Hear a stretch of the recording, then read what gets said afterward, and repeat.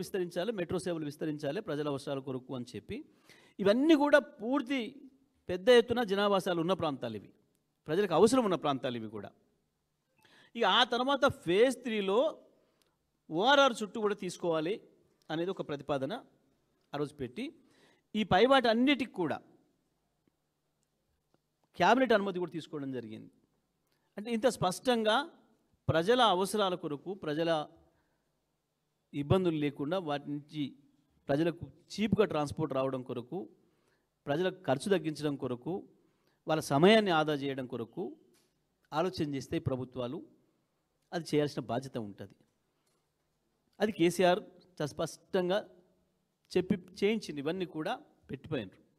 కానీ ఇవాళ వచ్చుడే మొదటి రోజు నుంచెల్లే ఒక దుర్మార్గంగా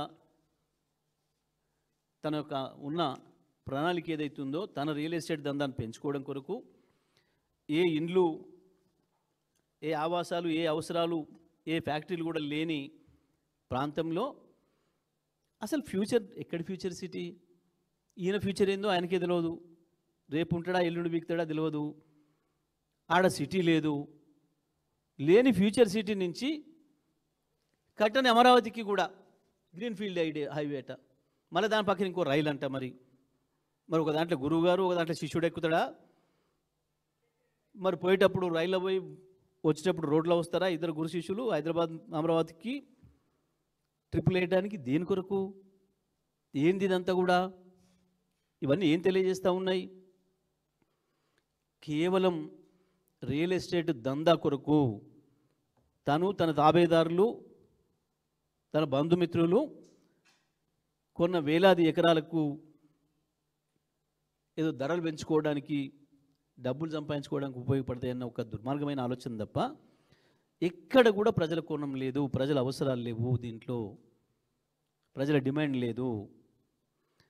ఇవాళ హైదరాబాదులో ఆనాడున్న ప్రభుత్వం కేసీఆర్ గారు, కేటీఆర్ గారు మున్సిపల్ శాఖ మంత్రిగా ఉండి వేసిపోయిన రోడ్డు తప్ప ఎక్కడ తట్టెడు మట్టి పోసింది లేదు.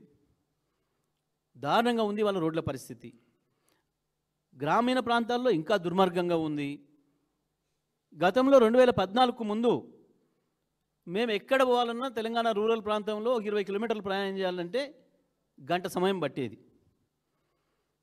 ఆ తర్వాత కేసీఆర్ గారి ముందు చూపుతోని ప్రతి గ్రామానికి, ప్రతి తండాకు కూడా రోడ్లు వేయాలని చెప్పి, ప్రతి గిరిజన గూడానికి గిరిజన తండాకు కూడా రోడ్డు ఉండాలి, 10 ఇండ్లు ఉన్నా అని చెప్పి రోడ్లు వేసి ప్రజల అవసరాలను తీర్చి ఆనాడు గంట సమయం పట్టిన దాన్ని 20 నిమిషాలలో పోయేటట్టుగా చేసిండ్రు. కానీ వాళ్ళ 2 ఏళ్లలోనే మళ్ళీ గంట సమయం పట్టే పరిస్థితి వచ్చింది. వాళ్ళ ఒకరి నుంచి ఇంకొకరికి పోవాలంటే తెలంగాణ మొత్తంలో కూడా ఎక్కడికి పోయినా సరే. అక్కడ తట్టెడు మట్టిపోయలేదు.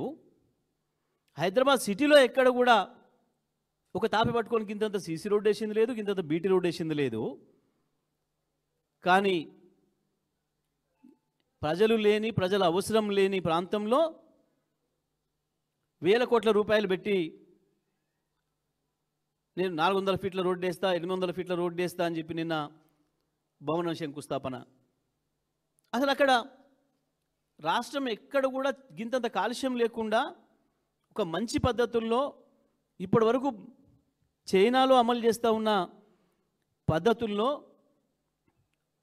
ఒక మంచి ఫార్మాసిటీని తీసుకురావాలి అక్కడ అని చెప్పి ఫార్మాసిటీ కొరకు ప్లాన్ చేస్తే ప్రజలకు ఇబ్బందులు లేకుండా ఫార్మాసిటీని కూడా లేకుండా చేసి మరి ఎవరు అవసరాల కొరకు వేస్తున్నావు ఇవాళ నువ్వు? రోడ్డు అనేది దేని కొరకు? ఇది కేవలం తను కొనుక్కున్న భూములకి, తన బంధువులు మిత్రులు కొనుక్కున్న భూములకి ధరలు పెంచుకోవడానికి తప్ప ఇంకొకటి కాదు. దీని వెనకాల పెద్ద కుట్ర ఉంది. వేల కోట్ల రూపాయలు దండుకోవడానికి చేస్తున్న దుర్మార్గం ఇది. దీన్ని బీఆర్ఎస్ పార్టీ తీవ్రంగా ఖండిస్తుంది. తెలంగాణ ప్రజలందరూ కూడా, హైదరాబాద్ నగర ప్రజలతో సహా తెలంగాణ ప్రజలందరూ కూడా ఈ విషయాన్ని గమనించాల్సిన అవసరం ఉంది. దీని వెనకాల ఉన్న కుట్రల్ని కూడా గమనించాల్సిన అవసరం ఉంది. ఇక ప్రభుత్వాన్ని నడుపుతున్నారా వీళ్ళు, సర్కస్ ఫీట్లు చేస్తున్నారా కూడా అర్థం కాని పరిస్థితి ఉంది. ఒకవైపు ముఖ్యమంత్రి ఒక మాట, ఒక మంత్రి ఒక మాట, పోలిక లేదు, పొంతన లేదు. శాసనసభలో అదే పద్ధతుల్లో, బయట మాట్లాడినా అదే పద్ధతుల్లో. కోమటిరెడ్డి వెంకరెడ్డి పాపం మేము రింగ్ రోడ్ పూర్తి చేసినా గడ్కరీ నాకు